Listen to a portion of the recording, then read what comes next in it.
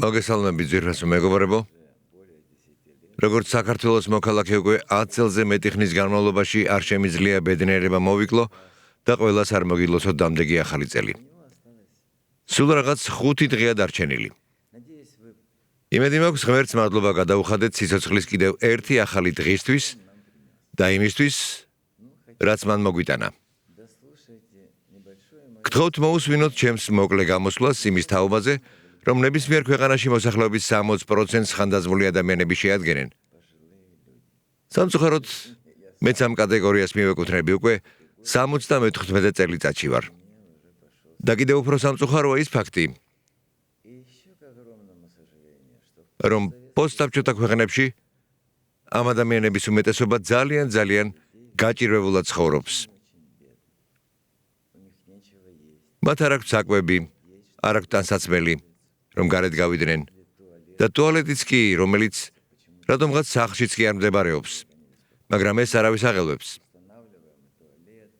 რა თქმა უნდა, ჩვენ მათთვის ვაყენებთ ტუალეტებს, ვატარებთ წყალს და ყველაფერს ვაკეთებთ, მაგრამ ერთი ფონდი საქართველოსთვის საკმარისი არ არის.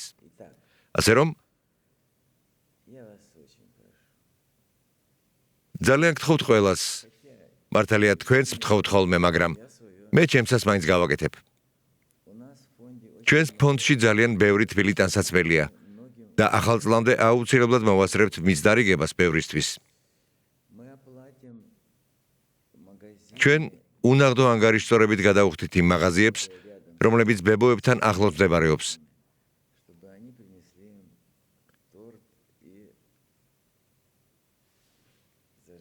რათა მათ ტორტი მიუტანონ და სანთელი აუნთონ. ჩვენ ამას გავაკეთებთ. და თქვენც ამას გააკეთებთ. ბოლოს და ბოლოს ქართველები ცოტანი ხართ. სულ რაღაც 2-3 მილიონი. და წარმოიდგინეთ, თუ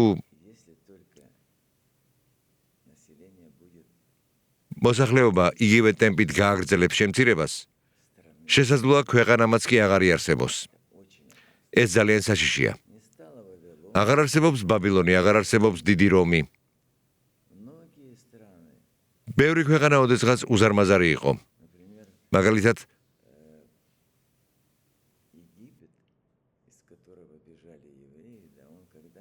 ეგვიპტე, საიდანაც ებრაელები გაიქცნენ. ერთ დროს იგი ევროპის მთელ ტერიტორიას მოიცავდა ოკეანემდე. დღეს კი ეს უკვე არც ისე დიდი ქვეყანაა. ამიტომ თითოეულ ადამიანს უნდა გაუფრთხილდეთ. და რა თქმა უნდა, ჩვენი ვალია პატივი მივაგოთ იმ ადამიანებს, რომლებიც მზად იყვნენ ჩვენი გულისთვის სიცოცხლე გაეწირათ. როცა ახალგაზრდა ვიყავი, საკუთარ თავს ვეკითხებოდი, მზად ვიყავი თუ არა სიცოცხლე გამეწირა დედაჩემისთვის. დიახ, მზად ვიყავი მისთვის სიცოცხლე მიმეცა. მიუხედავად იმისა, რომ ის უკვე პარალიზებული იყო. და თითქოს მე კი ის ფოტოც მაქვს დაბადების დღეზე გადაღებული, სადაც ის უკვე ძალიან მოხუცია. ერთხელ ქორჭილა დავიჭირე, მას ძალიან უყვარდა ქორჭილა. ციმბირში, სადაც ადრე ცხოვრობდა. იქ იყო ჩემი ბაბუა, გავრიილი. ის თევზს არ იჭერდა, ბარნაულიდან ჩამოჰქონდა და იქ ყიდდა. მოკლედ, რომ ვთქვათ, ადამიანები კარგად ცხოვრობდნენ, როცა ფეოდალიზმი გააუქმეს. და ეს ქორჭილა დიდ მინის ჭურჭელში ჩავსვი და მაგიდაზე დავდგი. 3 საათის განმავლობაში ვისხედით და ვზეიმობდით. მგონი ეს მისი დაბადების დღე იყო და ის მთელი დროის განმავლობაში თვალს არ აღშორებდა იმ ქორჭილას.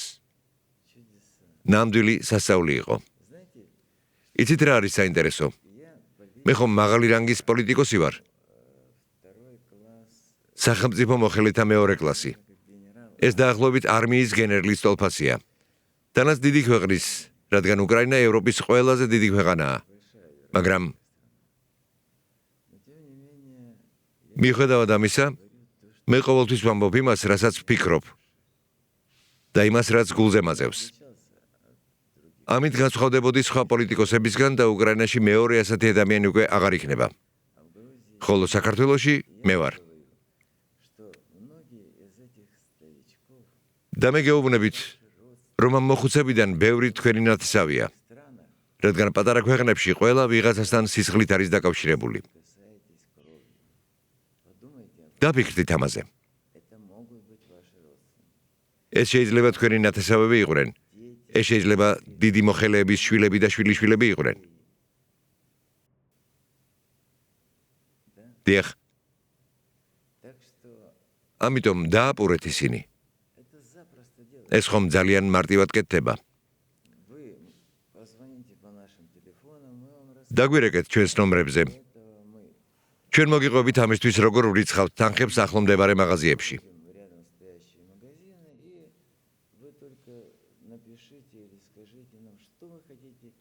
თქვენ კი უბრალოდ მოგწერეთ, ან გითხარით რა გინდათ, რომ იმ დღეს მათ სუფრაზე იდოს, რათა ახალ წელს სიხარულით შეხვდნენ, ღიმილით, ციცილით.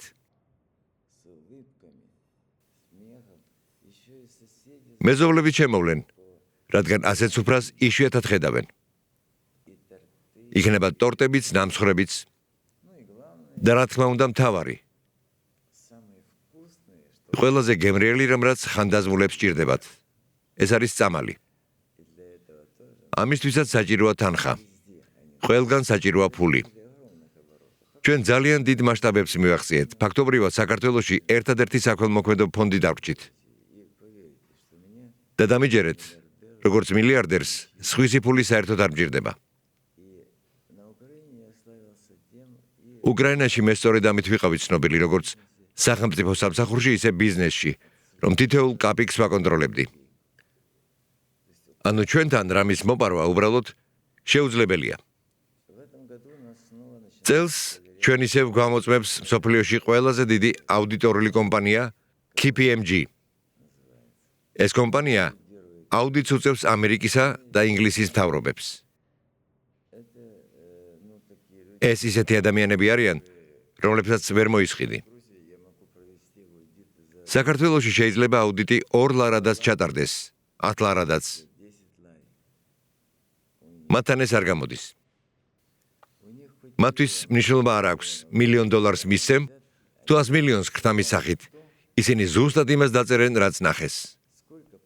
რამდენი თანხა იქნა მიღებული, რამდენი დაიხარჯა, რაში დაიხარჯა. ვაკონტროლებდით თუ არა ფასებს. სად იგზავნებოდნენ სამკურნალოდ. ვარკვევდით თუ არა, ვინ იყვნენ ის ექიმები.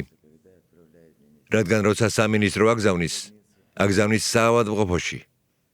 და იქ ოპერაციას აკეთებენ ადამიანები, რომლებსაც სკალპელი ცხოვრებაში არ უნახავთ. ასეც ხდება, მაგრამ ცუდზე საუბარი არ მინდა. წინ ახალი წელი გვაქვს, გახსოვთ? თოვლის პაპა, წვერიანი ბაბუ. თუ ვიცოცხლე, მეც ასეთ წვერს გავიზრდი. ასე რომ არ დაგავიწყდეთ. თქვენ გელოდებიან თქვენი მოხუცები. ისინი ღმერთთან ყველაზე ახლოს არიან. ისინი პირველები მიდიან ღმერთთან. ხანდაზმული ადამიანები. სწორედ ისინი იტყვიან, რომ ვახტანგი კეთილი და კარგი ადამიანია. მას ფული არ ქონდა, მაგრამ მან მაინც ილოცა ჩემთვის. ეს მე ზუსტად ვიცი.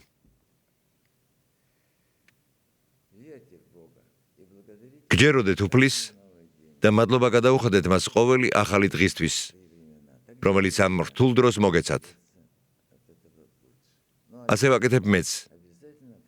და მადლიერების დახმარებით ცხოვრება უკეთესი ხდება. საღამოს კი აუცილებლად დაურეკეთ ყველა ხანდაზმულს, ვისაც იცნობთ. უთხარით მათ, მალე ახალი წელია, აბა როგორ ხართ?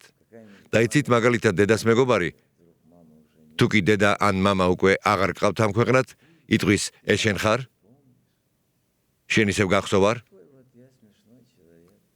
დიახ, ასეთი სასაცილო ადამიანი ვარ, მაგრამ ჩემს გულში ცოცხლობს სიყვარული ხანდაზმულ ადამიანთა მიმართ. ადრე ასე იყო, მიუხედავად ასაკისა, მაგრამ ახლა განსაკუთრებით. მინდა ისე გავაკეთო, რომ მთელი საქართველო ერთმანეთს ეხმარებოდეს, რომ ჩვენ, როგორც ერმა, გადავრჩეთ ამ რთულ პერიოდში, რომ არც ერთ ომში არ ჩავერთოთ, რომ საქართველო აყვავებული მენახოს. ხალხი კი სიხარულისგან მღეროდეს. და სხვადასხვა ქართულ სიმღერას.